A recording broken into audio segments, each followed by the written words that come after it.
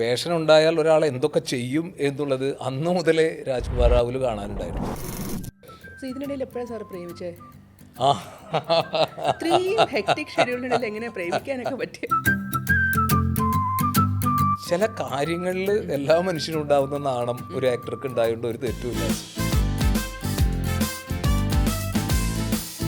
2005 Pune film ഇൻസ്റ്റിറ്റ്യൂട്ടിൽ ഞാൻ അവിടെ ഗസ്റ്റ് ഫാക്കൽറ്റി ആയിട്ട് ചേരുന്നത്. അന്ന് കുറച്ചുകൂടെ ലിമിറ്റഡ് ആയിരുന്നു ഓപ്പർച്യൂണിറ്റീസ് എന്ന് പറയുന്നത്.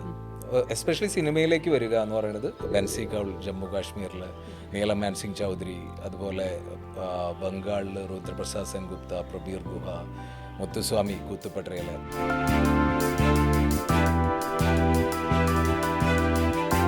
ഭയത്തെ, സന്തോഷത്തെ, ദുഃഖത്തെ, ചിരിയെ, നമ്മളെ വളരെ കണ്ടീഷൻഡ് ആയിട്ടുള്ള മനുഷ്യരാണ്.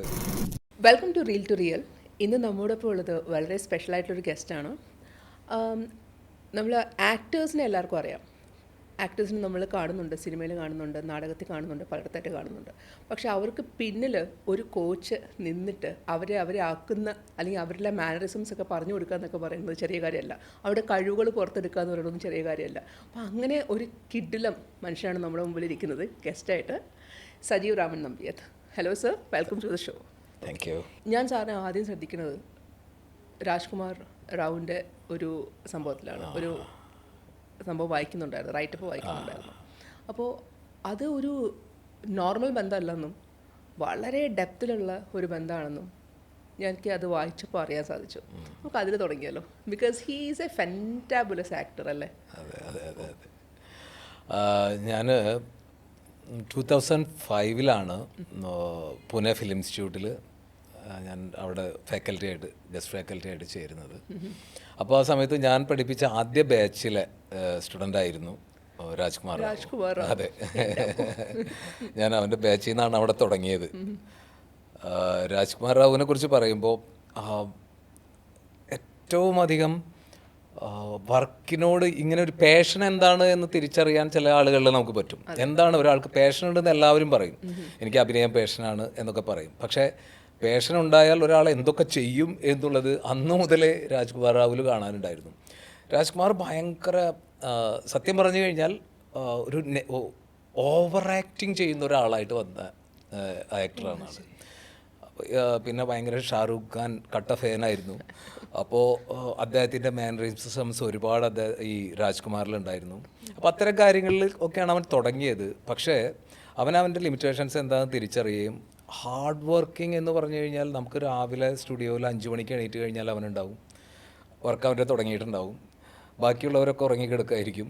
അപ്പോൾ ആ സമയത്തും അവൻ കഠിനമായിട്ടുള്ള അധ്വാനം എന്ന് പറഞ്ഞു കഴിഞ്ഞാൽ അത് ചെയ്തിട്ടുണ്ട്. അപ്പോൾ അതിൻ്റെ റിസൾട്ട് തന്നെയാണ് അവന് കിട്ടിയിട്ടുള്ളത്. പിന്നെ ഞാനൊരു ഗസ്റ്റായിട്ട് അവിടെ ഒരു വർക്ക്ഷോപ്പ് എടുക്കാനായിട്ടാണ് ആദ്യമായിട്ട്, ഒരു 45 ഡേയ്സ് വർക്ക്ഷോപ്പായിരുന്നു.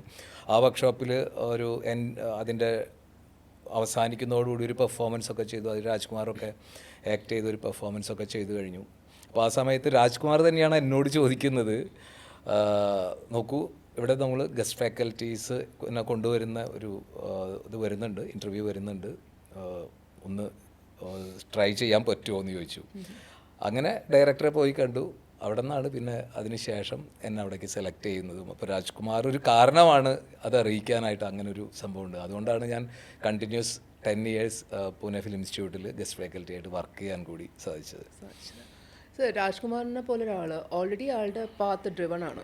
അപ്പോൾ അതിന് പുറത്തുനിന്നൊരു മോട്ടിവേഷൻ വേണ്ട, പക്ഷേ ആ ഡ്രിവൺ പാത്താണ്. അപ്പോൾ ആ ഡ്രിവൺ പാത്തിൽ അദ്ദേഹം ഒരു ഗുരുവിനെ ഐഡൻറ്റിഫൈ ചെയ്യുക, ആ ഗുരുവിൽ എന്താ പറയുക, ഒരു ഭയങ്കര സാറ്റിസ്ഫാക്ഷൻ കിട്ടുക. അതിന് ഗുരുവിനോട് തന്നെ പറയാം, ഇവിടെ ദൈവം ഇത് കണ്ടിന്യൂ ചെയ്യാൻ പറ്റുമെങ്കിൽ കണ്ടിന്യൂ ചെയ്യുക പറയണമെങ്കിൽ സാറിൻ്റെ ജേണിയും ചില്ലറ ആയിരിക്കില്ല. അത്രമാത്രം എക്സ്പീരിയൻസസും അത്രമാത്രം എല്ലാം കഴിഞ്ഞിട്ടായിരിക്കും സാറ് വന്ന് നിൽക്കുന്നത് അല്ലേ? സാറപ്പോൾ എനിക്ക് ആ ഒരു ജേണി കൂടി അറിഞ്ഞാൽ കൊള്ളാം. അങ്ങനെ വലിയ ജേണി എന്ന് പറഞ്ഞാൽ ഏറ്റവും ഈ പറഞ്ഞ പോലെ ഇഷ്ടം എന്നുള്ളത് അത് കുട്ടിക്കാലത്ത് തുടങ്ങിയ ഒരു ഇഷ്ടമാണ് അഭിനയത്തോട്. കാരണം എൻ്റെ വീട്ടിൽ ബ്രദേഴ്സെല്ലാം തിയേറ്ററുമായിട്ട് ബന്ധപ്പെട്ട് വർക്ക് ചെയ്യുന്ന ആ ഒരു ബാക്ക്ഗ്രൗണ്ട് ഉണ്ടായിരുന്നു. കാരണം നമ്മുടെ അന്നത്തെ കാലത്തൊക്കെ നാട്ടിൻപുറങ്ങളിൽ വായനശാലകൾ, നാടകവേദികളൊക്കെ ഒരുപാടുണ്ടായിരുന്ന ഒരു സമയമാണ്. അപ്പോൾ അതിൻ്റെ ഭാഗമായിട്ടാണ് അവരാണ് ശരിക്കും എന്നെ അങ്ങോട്ടേക്ക് കൊണ്ടെത്തിക്കുന്നത്. പക്ഷേ എന്തുകൊണ്ടോ ആദ്യമായിട്ട് അഭിനയിച്ച കുട്ടികളുടെ ഒരു നാടകം ചെയ്തു. അന്ന് ഞാൻ 6ാം ക്ലാസ്സിൽ പഠിക്കുന്ന സമയമാണ്. ആ നാടകം ചെയ്തിട്ട് അതിൻ്റെ ഒരു ജില്ലാ മത്സരത്തിൽ നല്ല നടനുള്ള അവാർഡ് കിട്ടി. അത് കിട്ടിയോട് കൂടിയിട്ട് നമുക്ക് എന്തൊക്കെയോ ഉള്ളിൽ തോന്നി, സാധ്യമാണ് നമുക്കിത് എന്ന് ആ കുട്ടിക്കാലത്ത് തന്നെ അങ്ങനെ തോന്നിയിരുന്നു. പിന്നെ വീടിൻ്റെ ഒരു അന്തരീക്ഷം അതായിരുന്നു. കാരണം അമ്മ വായനയും കവിതകളും ഒക്കെ കവിതകൾ ചൊല്ലിത്തരുന്ന ഒരാളായിരുന്നു. പുസ്തകങ്ങൾ വായിച്ച് ചേച്ചിമാരും ചേട്ടന്മാരും ഒക്കെ തന്നെ ഇതുപോലെ ആർട്ടിൽ ഒരുപാട് ഉണ്ടായിരുന്ന ആളുകളാണ്. അപ്പോൾ അവരൊക്കെ തന്നെയായിരിക്കും എനിക്ക് അങ്ങനൊരു വഴിയിലേക്ക് പോകാനുള്ള കാരണം ഉണ്ടായത്. പിന്നെ തിയേറ്ററിൽ സജീവമായി കോളേജിൽ പോയപ്പോഴും ക്യാമ്പസ് തിയേറ്റർ വർക്കുകൾ ഒരുപാട് സജീവമായിട്ട് തന്നെ ചെയ്തു. അപ്പോഴാണ് അഭിനയം മാത്രം അഭിനയം പഠിക്കുക എന്നുള്ളത് ജീവിതത്തിലെ ഏറ്റവും പ്രധാനപ്പെട്ട കാര്യമായിട്ട് നമ്മൾ ആഗ്രഹിച്ചിരിക്കുമ്പോൾ അതിനൊരു വലിയൊരു ഓപ്പർച്യൂണിറ്റി വരുന്നു. ഫോർഡ് ഫൗണ്ടേഷൻ എന്ന് പറഞ്ഞിട്ടുള്ള ഒരു സംഘടന, അവർ ഇന്ത്യയിൽ അത് ഏറ്റവും 12 ഡയറക്ടേഴ്സ്, ഏറ്റവും തിരഞ്ഞെടുക്കപ്പെട്ട 12 ഡയറക്ടേഴ്സിന് ഒരുമിച്ചുള്ളൊരു നെറ്റ്വർക്ക് പ്രൊജക്റ്റായിരുന്നു അത്. അപ്പോൾ അതിൽ എനിക്ക് ഒരു ആക്ടറായിട്ട് ജോയിൻ ചെയ്യാൻ പറ്റി. അപ്പോൾ അതായിരുന്നു ഇന്ത്യയിൽ ഒരു 12 ഡയറക്ടേഴ്സിനോടൊപ്പം വർക്ക് ചെയ്യാൻ പറ്റിയതാണ്. ഇപ്പോൾ ബൻസി കൗൾ ജമ്മു കാശ്മീരിൽ, നീലം മാൻസിംഗ് ചൗധരി, അതുപോലെ ബംഗാളിൽ രുദ്രപ്രസാദ് സെൻഗുപ്ത, പ്രബീർ ഗുഹ, മുത്തുസ്വാമി കൂത്തുപട്രയിൽ. പിന്നെ ശരിക്കും പറഞ്ഞാൽ എൻ്റെ ആദ്യം മുതൽ എന്നെ വളർത്തിക്കൊണ്ട് വന്നതിൽ ഏറ്റവും പ്രധാനപ്പെട്ട ആൾ ടി വി ബാലകൃഷ്ണനാണ്. എൻ്റെ ഗുരുവാണ് അദ്ദേഹം. എന്നെ ഈ പറഞ്ഞ 6ാം ക്ലാസ്സിൽ ആദ്യം നാടകം അഭിനയിപ്പിച്ച ഒരാളാണ്. അപ്പോൾ തന്നെ മറ്റേ ഗോവക്കാരനായിട്ടുള്ള ഒരു ഹാർട്ട്മാൻ ഡിസൂസ എന്ന് പറഞ്ഞ കക്ഷി ഉണ്ടായിരുന്നു. അപ്പോൾ അദ്ദേഹത്തിൻ്റെ ഗോവയിൽ അദ്ദേഹം താമസിക്കുന്ന വീട്ടിൽ പോയിട്ട് മാസങ്ങളോളം താമസിക്കുകയും അവിടെ വെച്ച് ഞങ്ങൾ പുതിയ പ്രൊജക്റ്റുകൾ ഉണ്ടാക്കിയെടുക്കുകയും ചെയ്യുക എന്നുള്ളൊരു കാര്യമായിരുന്നു. ഹാർട്ട്മാനോടൊപ്പം തിവിം എന്ന് പറഞ്ഞുള്ള സ്ഥലത്തായിരുന്നു അത്. അതിനുശേഷം ഗോവ കലാ അക്കാഡമിയിലൊക്കെ ഒരുപാട് പെർഫോമൻസുകൾ നടത്തി. അത് പിന്നീട് പല സ്ഥലങ്ങളിലേക്ക് വ്യാപിച്ചു. അതേ സമയത്ത് തന്നെ ഒഴിവ് കിട്ടുമ്പോഴൊക്കെ നാട്ടിൽ വരും, നാടകങ്ങൾ ചെയ്യാൻ ശ്രമിക്കും. പ്രിയനന്ദനോടൊപ്പം ഒരു സോളോ പെർഫോമൻസ് ചെയ്തു. അങ്ങനെ മനോഹരമായിട്ടുള്ള ഒരു യാത്ര. നമ്മൾ എന്താ ആഗ്രഹിച്ചിരുന്നോ അതിലേക്ക് തന്നെയാണ് പോയത്. പക്ഷേ സൊസൈറ്റി എപ്പോഴും അങ്ങനെയല്ല കാണുക. പിന്നെ വീട്ടുകാരായി കഴിഞ്ഞാലും ആർട്ടൊക്കെ ഇഷ്ടമാണ്, പക്ഷേ എവിടെയെങ്കിലും ഒരു യാത്ര ഇങ്ങനെ നടക്കുമോ എന്നുള്ളൊരു പേടി എപ്പോഴും ഉണ്ടാവുമല്ലോ. അത് പക്ഷേ ഞാൻ അത്രയും തീരുമാനിച്ച് തന്നെയായിരുന്നു. ഇത് തന്നെയാണ് എൻ്റെ വഴി എന്നുള്ളത് ഉറപ്പിച്ചിട്ട് തന്നെയായിരുന്നു.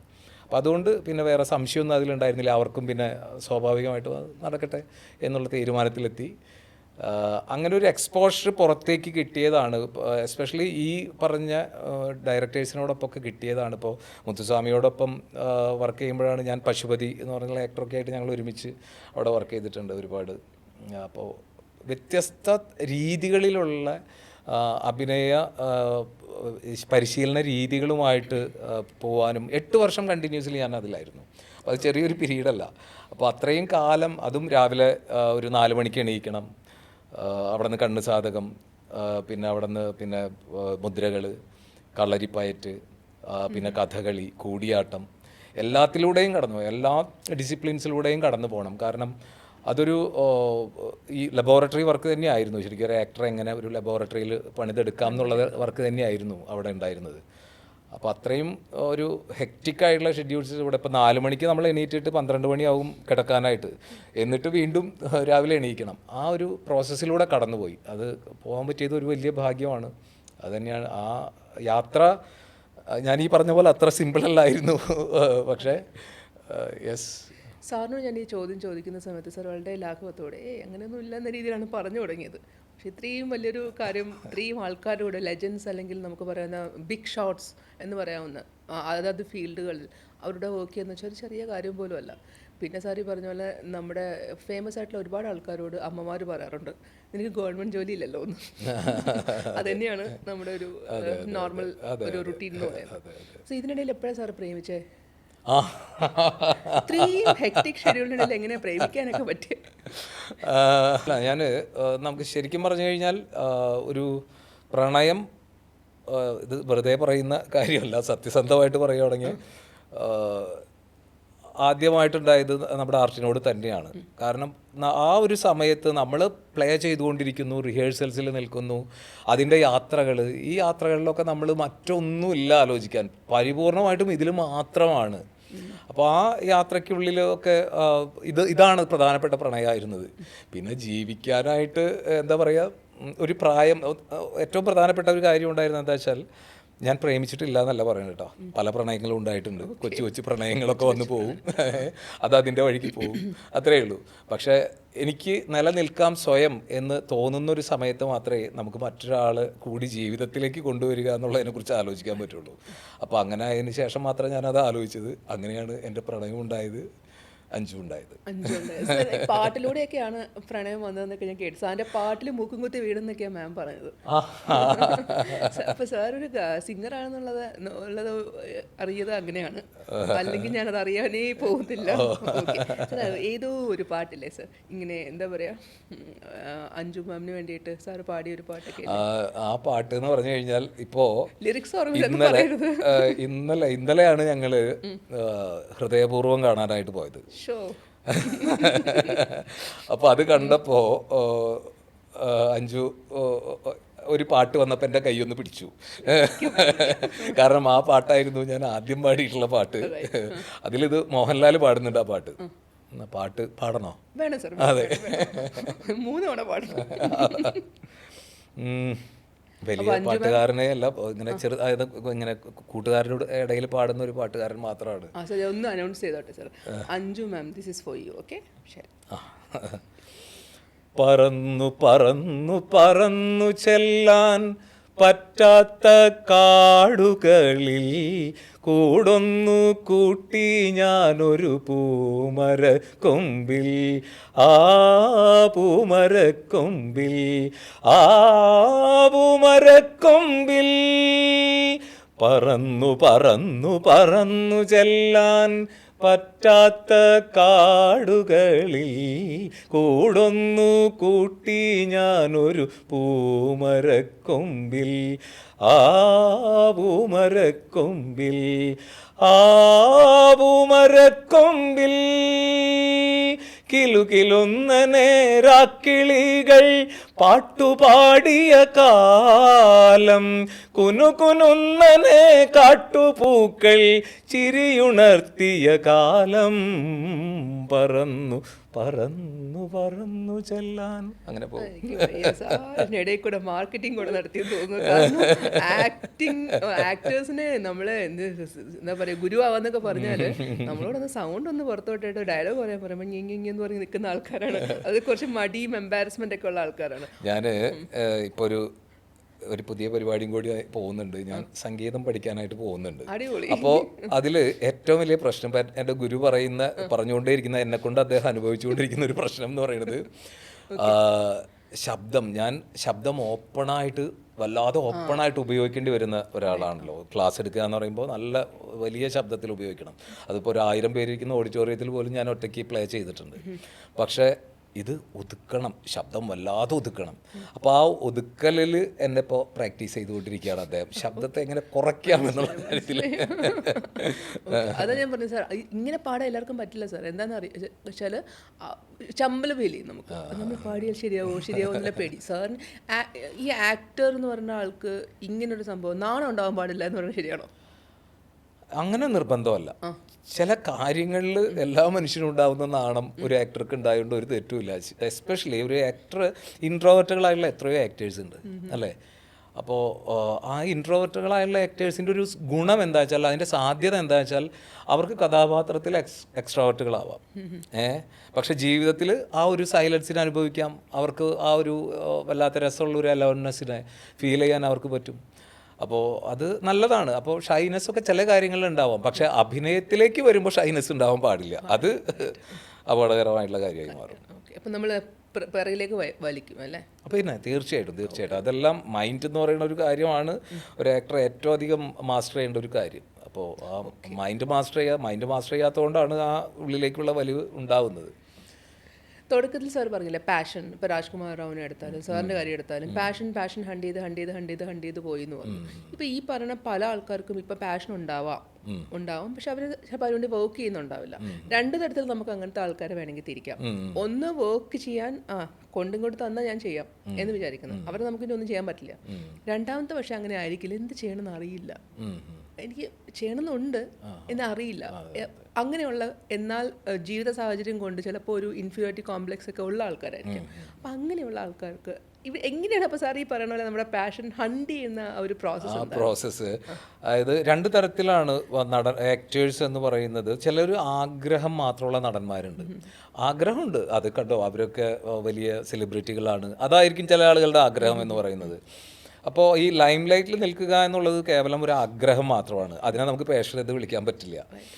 പക്ഷേ പാഷനുണ്ട്, അത് ചെയ്യാൻ പലതവണ ശ്രമിച്ചിട്ടുണ്ട്. പക്ഷേ ഞാൻ ചെയ്യുന്നത് ശരിയാവുന്നില്ല, ഞാൻ പലതരത്തിൽ ശ്രമിച്ചു നോക്കി, അതിനെനിക്ക് സാധ്യമല്ല എന്ന് തോന്നുന്ന ആളുകളും ഉണ്ടാവും. അപ്പോൾ അത്തരം ആളുകൾക്കാണ് നമ്മൾ ലാബ് വെച്ചിട്ടുള്ളത്. അല്ലെങ്കിൽ ലാബോ അതുപോലുള്ള പരിശീലന സ്ഥലങ്ങളൊക്കെ എന്തിനാണ് നിങ്ങൾ അന്വേഷിക്കൂ, അതിനെന്താണ് സാധ്യത. നിങ്ങളുടെ ആ പാഷനുള്ളിൽ ആ നീറിക്കൊണ്ടിരിക്കുന്ന അല്ലെങ്കിൽ എരിഞ്ഞുകൊണ്ടിരിക്കുന്ന ആ തീയിനെ എങ്ങനെയാണ് കൊണ്ടുവരിക, പുറത്തേക്ക് കൊണ്ടുവരിക. അപ്പോൾ അതിന് നിങ്ങൾ മറ്റ് സാധ്യതകൾ, പല സാധ്യതകളുണ്ട്, അത് തേടേണ്ടതുണ്ട്.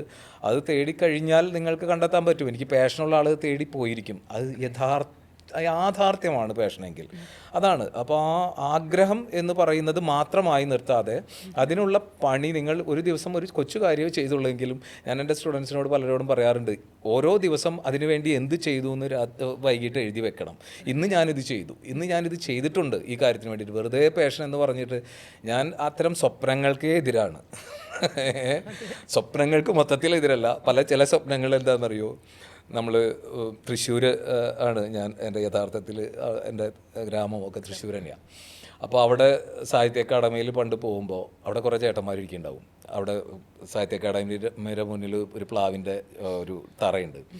അതിലിരുന്നിട്ട് ഗംഭീരമായിട്ട് ഇങ്ങനെ പറഞ്ഞുകൊണ്ടിരിക്കേണ്ടാവല്ല, ഞാൻ ചെയ്യാൻ ഉദ്ദേശിക്കുന്നൊരു സിനിമ എന്ന് പറയുന്നത് വേറൊരർത്ഥത്തിൽ അതിൻ്റെ ഒരു എന്നൊക്കെ പറഞ്ഞ് ഭയങ്കര, നമ്മൾ ഇവരെ കണ്ട് കേട്ട് കഴിഞ്ഞാൽ തോന്നും, അയ്യോ നാളത്തെ ഒരു ലോക ക്ലാസിക്കുകൾ ചെയ്യാൻ പോകുന്ന ആളുകളാണ് ഈ ഇരിക്കുന്നതെന്ന് നമുക്ക് തോന്നും.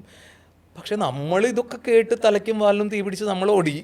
പക്ഷേ തിരിച്ച് ഒരു 10-25 വർഷമോ 30 വർഷമോ കഴിഞ്ഞ് നമ്മൾ വീണ്ടും വരുമ്പോഴും ആ പ്ലാവിൻ്റെ ചുവട്ടിൽ അതേപോലെ ഒരു കുപ്പി ഗ്ലാസ്സൊക്കെ ആയിട്ടുണ്ടാവും, നരച്ചിട്ടുണ്ടാവും മൊത്തം. എന്നിട്ട് പറഞ്ഞിരിക്കുന്നുണ്ടാവും, ഞാൻ ചെയ്യാൻ പോകുന്ന ഒരു പടം എന്ന് പറയുന്നത് ഇത് സ്വപ്നമല്ല, അത് സ്വപ്നമേ അല്ല.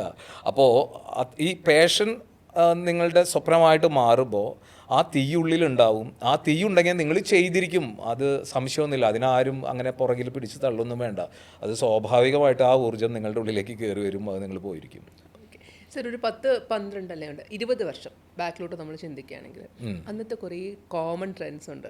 അമ്പലങ്ങളിൽ നാടകം, പല പല പല വേദികളാണ് അല്ലെ. അപ്പോൾ അവർ അനൗൺസ് ചെയ്യും അല്ലെങ്കിൽ അടുത്തൊരു ബെല്ലോട് കൂടി എന്നൊക്കെ പറഞ്ഞ് അവിടുത്തെ അറയിൽ പോവുക, പേപ്പർ വിരിക്കുക, അവിടെ ഇരുന്ന് നാടകം ഇങ്ങനെ കാണുക, അങ്ങനത്തെ ഒരു സിസ്റ്റം ഉണ്ട്. പിന്നെ നമ്മുടെ ഡെഫിനറ്റ്ലി യുവജനോത്സവ വേദികളല്ലാതെ തന്നെ ചിലപ്പോൾ അമ്പലങ്ങളും പല പല സ്ഥലങ്ങളുമായിട്ട് ബന്ധപ്പെട്ട് നമ്മൾ ചാക്യാർ കൂത്ത് അല്ലെങ്കിൽ നമ്മുടെ ഓട്ടം തുള്ളൽ, ഈ സാധനങ്ങളെല്ലാം ഉണ്ട്. എല്ലാത്തിലും അഭിനയമുണ്ട് അല്ലെ. ഇതിൽ ഏതാണ് സാറിന് ഏറ്റവും കൂടുതൽ പ്രിയപ്പെട്ടത്? മാത്രമല്ല സാറിന് ഒരു ഇൻസ്പിറേഷൻ ആവുമല്ലേ? ഇൻസ്പിറേഷൻ ആയത്, എന്നെ സംബന്ധിച്ചിടത്തോളം എനിക്ക് ഇൻസ്പിറേഷൻ ആയത് ഞാൻ നേരത്തെ പറഞ്ഞ പോലെ നാട്ടിൻപുറത്ത് ചെയ്യുന്ന അമേച്വർ നാടകങ്ങളാണ്. അമേച്വർ നാടകങ്ങൾ ഏറ്റവും സജീവമായിട്ട് നിലനിൽക്കുന്നുണ്ടായിരുന്ന ഒരു കാലമാണത്. കാരണം സ്കൂളുകളിലുണ്ട് നാടകം, ഒപ്പം തന്നെ നമ്മുടെ ഒക്കെ ഗ്രാമത്തിൽ ഓരോ പറമ്പുകളിലും വേദികൾ കെട്ടി അതിൽ നാടകങ്ങൾ ചെയ്യുക. അപ്പോൾ ഒപ്പം അമ്പലങ്ങളിലൊക്കെ കളിക്കുന്ന നാടകങ്ങളുണ്ട്. പക്ഷേ എന്നെ സംബന്ധിച്ചിടത്തോളം ശരിക്കും ഒരു ഇൻസ്പിറേഷൻ എന്ന് പറയുന്നത് എൻ്റെ ഒരു സീഡ് മൊമെൻ്റ് എന്ന് നമുക്ക് പറയാം. എവിടെ നിന്നാണ് ആ ഒരു വിത്ത് ശരിക്കും ഉണ്ടായത് എന്ന് ചോദിച്ചു കഴിഞ്ഞാൽ, ഞങ്ങളുടെ നാട്ടിൽ ഇതുപോലെ ഉത്സവത്തിന് ഒരു അമേച്വർ നാടകങ്ങളുടെ ഒരു കുറച്ചധികം അമേച്വർ നാടകങ്ങൾ ഒരു ദിവസം രാത്രിയിൽ കളിക്കുവാണ്. അപ്പോൾ അതിൽ ഉത്സവം എന്ന് പറഞ്ഞിട്ട് തന്നെ ഒരു നാടകം കളിക്കുന്നു. അതിലൊരു ആക്ടർ, അന്നത്തേക്ക് ഒരു ട്രെൻഡ് എന്ന് പറഞ്ഞാൽ കറുത്ത മുണ്ടൊക്കെ എടുത്ത് അദ്ദേഹത്തെ തുണിയൊന്നുമില്ലാതെ അഭിനയിക്കുന്ന സംഭവങ്ങളാണ്. പക്ഷേ അതിലൊരു ആക്ടർ, അദ്ദേഹത്തിൻ്റെ പേര് സജീവ് എന്ന് തന്നെയാണ്. പേരും ചിലപ്പോൾ എന്നെ ഒന്ന് എൻ്റെ തന്നെ പേരാണല്ലോ എന്നൊക്കെ തോന്നിപ്പിച്ചിട്ടുണ്ടാവാം. അപ്പോൾ സജീവേട്ടൻ ചെയ്യുന്ന ആ ഒരു വർക്ക് കണ്ടിട്ട് ഞാൻ ശരിക്കും, ഭയങ്കരമായ ശബ്ദം, അപാരമായിട്ടുള്ള ശാരീരിക ചലനങ്ങൾ, കണ്ണുകളൊക്കെ ഒരു ഭയങ്കര തീക്ഷ്ണമായ കണ്ണുകൾ, ഇതൊക്കെ കണ്ട് ഇത് ഞാൻ തിരിച്ചു പോരുമ്പോഴും എൻ്റെ ഉള്ളിൽ ആ നാടകത്തിലെ ഡയലോഗ്സൊക്കെ ഇങ്ങനെ ഇദ്ദേഹം പറയുന്ന സാധനങ്ങളൊക്കെ ഇങ്ങനെ ഉള്ളിൽ വീണ്ടും അലയടിച്ചുകൊണ്ടിരിക്കുന്ന പോലെയാണ്. വളരെ ചെറിയ കുട്ടിയായിരിക്കുമ്പോഴാണ്, ചിലപ്പോൾ 3ാം ക്ലാസ്സോ 4ാം ക്ലാസ്സിലൊക്കെ പഠിക്കുന്ന സമയത്താണ് നമ്മളത് അമ്മയുടെയൊക്കെ ഒപ്പം ഇരുന്നിട്ട് കാണുന്നത്. അപ്പോൾ അത് എന്നെ ഒരുപാട് ശരിക്കും ആകർഷിച്ചിട്ടുണ്ട്. അതായിരിക്കാം seed moment. Okay, that's great. Sir നേരത്തെ പറഞ്ഞിരുന്നു അമ്മയുടെ പാട്ടുകളെ കുറിച്ച്. എനിക്ക് നാടൻ പാട്ടായിരുന്നു എന്ന് തോന്നുന്നു. കവിതകളാണ് അമ്മ സ്പെഷ്യലൈസ്ഡ് ആയിട്ടുള്ളത്. ചങ്ങമ്പുഴയുടെ, വൈലോപ്പിള്ളിയുടെ ഒക്കെ കവിതകൾ ചൊല്ലിത്തരും. അങ്ങനെ ഒരു എന്തെങ്കിലും മൊമെന്റ് ഓർമ്മയുണ്ടോ അമ്മയുടെ? അതായത് ഞങ്ങൾക്ക് മിക്ക ദിവസങ്ങളിലും ഇങ്ങനെ വിളക്ക് വെച്ച് പ്രാർത്ഥന കഴിഞ്ഞാൽ പിന്നെ അമ്മ ഇരിക്കും, ഈ പുസ്തകങ്ങളുമായിട്ട് ഇരിക്കും. അപ്പോൾ അതിൽ ഇങ്ങനെ ഏറ്റവും കൂടുതൽ ഞാൻ കേട്ടിട്ടുള്ളത് കുമാരനാശാൻ്റെ വീണപൂവാണ്. ഹാ പുഷ്പമേ അധിക തുംഗപദത്തിലെത്ര ശോഭിച്ചിരുന്നിതൊരു രാജ്ഞി കണക്കയേ നീ, ശ്രീഭൂവിലസ്ഥിരമസംശയം ഇന്നു നിന്റെ ആഭൂതിയെങ്ങ് പുനരിങ്ങ് കിടപ്പിതോർത്താൽ. ഞാനൊന്ന് സ്റ്റൈലൈസ് ചെയ്ത് പാടിയതാണ്, പക്ഷേ അമ്മയുടേതായിട്ടുള്ളൊരു ട്യൂണിലത് പാടിത്തരും. ഇതുപോലെ പിന്നെ എൻ്റെ മൂത്ത ചേച്ചിയുടെ ഏറ്റവും മൂത്ത ചേച്ചിയുടെ ഭർത്താവ്, അളിയൻ ഭാസ്കരൻ എന്നാണ് പേര്, അദ്ദേഹം കവിതകൾ എഴുതും. ആ കവിതകൾ, അവർ ബോംബെയിലാണ്, ആ കവിതകൾ ഒരു ആഴ്ചയിൽ ഒരിക്കലെങ്കിലും അല്ലെങ്കിൽ മാസത്തിൽ 1-2 കവിതകൾ ലെറ്റേഴ്സായിട്ട് ഞങ്ങൾക്ക് വരും. അപ്പോൾ ഈ കവിതകൾ വായിച്ച് ഉറക്കെ കരയിലാണ് ഞങ്ങളുടെ പണി. കാരണം അത്രയും ആഴമുള്ള ഇമോഷണലായിട്ട് വല്ലാതെ ടച്ച് ചെയ്യുന്ന കവിതകളായിരിക്കും അളിയൻ്റെ.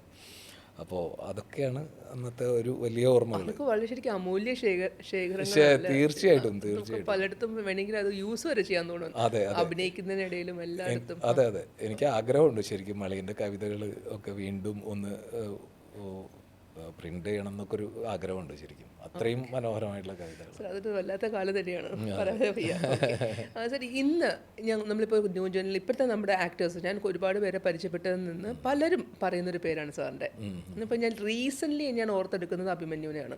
അഭിമന്യു സജീവ്, നമ്മുടെ എനിക്ക് തോന്നുന്നു മേനെ പ്യാർക്കിയയിലെ വില്ലനായിട്ട് അഭിനയിച്ച ആൾ. അപ്പോൾ അഭിമന്യു ഇതുപോലെ പറഞ്ഞു, ഞാൻ ഇതുപോലെ ഇങ്ങനെ കൊച്ചിയിൽ വന്നു, തേരാപ്പര നടക്കുമായിരുന്നു, അങ്ങനെ ഞാൻ സാറിനെ പരിചയപ്പെട്ടു, സാറിൻ്റെ അടുത്ത് ഇത് പോയി. അങ്ങനെ ഒരുപാട് പേര് സാറിനെ കുറിച്ച് ഇങ്ങനെ പറഞ്ഞുകൊണ്ടേയിരിക്കാറുണ്ട്, എൻ്റെ ഗുരുവാണ്, എൻ്റെ ഗുരുവാണ്, എൻ്റെ ഗുരുവാണ്. അത് ശരി. അപ്പോൾ ഞാനും അങ്ങനെ ആലോചിക്കാറുണ്ട്. അപ്പോൾ ഇന്നത്തെ ഒരു ജനറേഷൻ എടുക്കുന്ന ഒരു എഫേർട്ടും കുറച്ചുകൂടെ പിറകിലോട്ട് പോയി കഴിഞ്ഞാലുള്ള ജനറേഷൻ എടുക്കുന്ന എഫേർട്ടും തമ്മിൽ വ്യത്യാസം. പക്ഷേ നമ്മൾ ലാലേട്ടൻ്റെ ഒക്കെ ഒരു യുഗം എടുക്കുകയാണെങ്കിൽ, ലാലേട്ടൻ സ്റ്റാർട്ട് ചെയ്ത സമയം ഇപ്പോഴത്തെ പിള്ളേരെ സ്റ്റാർട്ട് ചെയ്യുന്ന സമയം, അല്ല എന്തെങ്കിലും വ്യത്യാസം ഫീൽ ചെയ്യുന്നുണ്ടോ? വ്യത്യാസം എന്ന് പറഞ്ഞു കഴിഞ്ഞാൽ അന്ന് കുറച്ചുകൂടെ ലിമിറ്റഡ് ആയിരുന്നു ഓപ്പർച്യൂണിറ്റീസ് എന്ന് പറയുന്നത്. എസ്പെഷ്യലി സിനിമയിലേക്ക് വരിക എന്ന് പറയുന്നത്. നാടകം എപ്പോഴും ഉണ്ടായിരുന്നു. ഞാൻ ഈ പറഞ്ഞ പോലെ എനിക്ക് എൻ്റെ ഗ്രാമത്തിൽ നിന്ന് ഒരു അഭിനേതാവാകാം എന്ന് പറയുകയാണെങ്കിൽ അത് അങ്ങനെ കേരളത്തിലുടനീളം ഉണ്ടായിരുന്ന ഒരു കാര്യമാണത് അന്ന്. പക്ഷേ സിനിമ എന്ന് പറഞ്ഞാൽ ഭയങ്കര ഓപ്പർച്യൂണിറ്റി കുറഞ്ഞൊരു മേഖലയായിരുന്നു. എങ്ങനെ എത്തിപ്പെടുന്ന ആർക്കും അറിയില്ല, ഒരു സാധ്യത കുറവായിരുന്നു. പക്ഷേ ഇന്ന് അതല്ല. ഇന്ന് ഞാൻ ഈ നേരത്തെ പറഞ്ഞ പോലെ പാഷൻ എന്ന് പറയുന്നത് യഥാർത്ഥത്തിൽ ആർക്കുണ്ടോ അവർക്ക് പുറത്തേക്ക് അവരെ കാണിക്കാൻ, അതാണല്ലോ ഏറ്റവും പ്രധാനം. ഞാൻ ആക്ടറാണെന്ന് പറഞ്ഞിട്ട് ഇരുന്നാൽ പോരാ, അത് ഇൻഡസ്ട്രിയിലുള്ള ആളുകൾ കാണണം, ഡയറക്ടേഴ്സ് അതുപോലെ പ്രൊഡക്ഷൻ ടീം ഒക്കെ അറിയണം ഇതാ ഇങ്ങനൊരു ആക്ടർ ഉണ്ടെന്ന്. അതറിയിക്കാൻ ഒരുപാട് വഴികൾ, സോഷ്യൽ മീഡിയ അടക്കം ഒരുപാട് വഴികൾ ഇന്നുണ്ട്. അപ്പോൾ അത് ചെയ്തുകൊണ്ടിരിക്കുന്നുണ്ട്. അങ്ങനെയാണല്ലോ ഇപ്പോൾ ഒരുപാട് പുതിയതായിട്ട് വരുന്ന ആക്ടേഴ്സൊക്കെ സോഷ്യൽ മീഡിയയിൽ താരങ്ങളായിട്ടിരിക്കുന്ന ആളുകളാണ് ഇപ്പോഴത്തെ കാലത്ത്. അപ്പോൾ അതൊരു വലിയ ഓപ്പർച്യൂണിറ്റിയാണ്. പക്ഷെ അത് മാത്രം കൊണ്ട് അതുകൊണ്ട് മാത്രം ആക്ടർ ആവില്ല എന്ന് അവർ പതിയെ തിരിച്ചറിയുകയും ചെയ്യും. അതിൻ്റെ ഇനി ഒരു ഇൻഡെപ്ത് സ്റ്റഡി ചെയ്യാൻ അവർ തയ്യാറാവുകയും ചെയ്യും. എന്നാലേ നിലനിൽക്കുള്ളൂ കേട്ടോ. അതല്ലാതെ നമ്മളൊരു ഈ കാണുന്ന ചെറിയ ഒരു പെറിഫറലായിട്ടുള്ള ലോകത്ത് മാത്രം നിന്ന് കഴിഞ്ഞാൽ നിലനിൽപ്പ് സാധ്യമാവില്ല. നിലനിൽക്കണമെങ്കിൽ അതിനേക്കാളും വലിയ പണിയാണ്. അതിന് യഥാർത്ഥത്തിലുള്ള ഡെപ്ത് എന്താണ്, അഭിനയത്തിൻ്റെ ആഴം എന്താണെന്നുള്ളത് കണ്ടെത്തുക തന്നെ വേണം. സാർ, ഇതിൽ വളരെ എനിക്ക് കോൺട്രഡിക്ടറി, എനിക്ക് അറിഞ്ഞൂടാ അങ്ങനെ സ്റ്റേറ്റ്മെൻറ്റ് അങ്ങനെയാണോ എന്ന്. എല്ലാവരും പറയുന്ന ഒരു സംഭവമാണ് ഈ ഫോട്ടോഗ്രാഫി പഠിക്കാൻ പറ്റില്ല എന്ന് പറയുന്നത്, അഭിനയം പഠിപ്പിക്കാൻ പറ്റത്തില്ല, ഇതിന് എന്തിനാണ് ഡ്രാമ സ്കൂളിലൊക്കെ പോയി പഠിക്കുന്നത് അല്ലെങ്കിൽ ഫിലിം ഇൻസ്റ്റിറ്റ്യൂട്ടിലൊക്കെ പോയി പഠിക്കുന്നതെന്ന് ചോദിക്കാറുണ്ട്.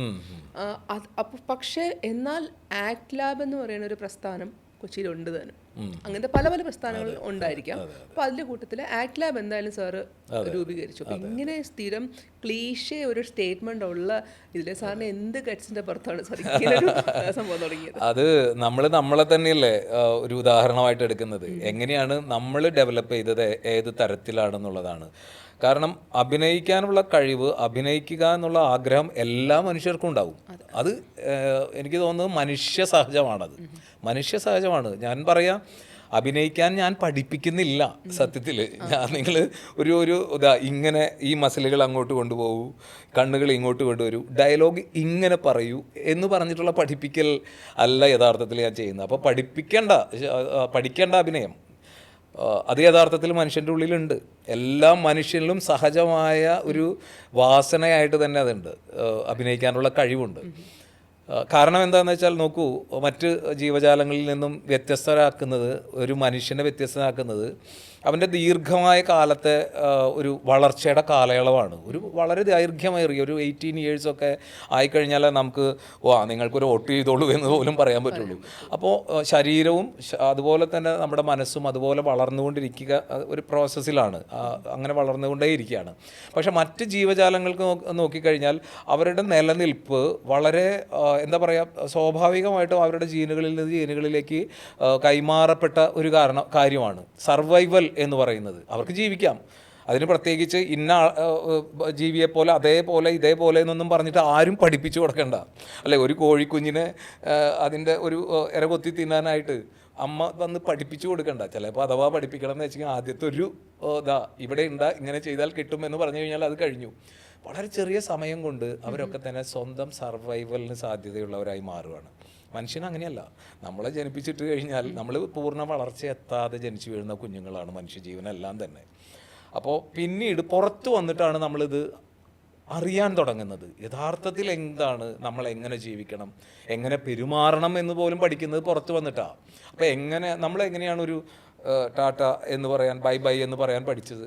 അത് പുറത്തുനിന്ന് വന്നതിന് ശേഷം മറ്റു പലരും നമ്മളോട് വന്നിട്ട് ഇതുപോലെ പറയുമ്പോൾ ചിലപ്പോൾ എന്താ പറയുക, ആദ്യം എല്ലാവരും വന്നിട്ട് ഇതിങ്ങനെ ചെയ്യുന്നുണ്ട്. കുറച്ച് കഴിഞ്ഞപ്പോൾ നമുക്ക് മനസ്സിലാവും, ഓക്കെ ഇങ്ങനെ ആക്കി കഴിഞ്ഞാൽ ഇങ്ങേര് പോയിക്കോളും എന്ന് പിരിച്ചുവിടാനുള്ള ഐഡിയ ആണെന്നുള്ളത് മനസ്സിലാവും. ഓക്കെ, അപ്പോൾ അങ്ങനെ ഒരു ആക്ഷൻ പഠിക്കുക. പിന്നെ നമ്മൾ അമ്മയെപ്പോലെ പെരുമാറാൻ പഠിച്ചു, അച്ഛനെ പോലെ പെരുമാറാൻ പഠിച്ചു. ചുറ്റുപാടുള്ളവരിൽ നിന്ന് സ്കൂളിൽ പോയി കഴിഞ്ഞാൽ സ്കൂൾ ടീച്ചർ, മാഷായിട്ട് നമ്മൾ അഭിനയിക്കാൻ തുടങ്ങി. കൂട്ടുകാരായിട്ട് അങ്ങോട്ടും ഇങ്ങോട്ടും കളിയാക്കാൻ നമ്മൾ അഭിനയിച്ചു. ഇങ്ങനെ ചുറ്റുപാടുകളെ ഒബ്സർവ് ചെയ്തിട്ടാണ് മനുഷ്യൻ അവൻ്റെ പെരുമാറ്റ രീതികൾ ഉണ്ടാക്കിയെടുക്കുന്നത്.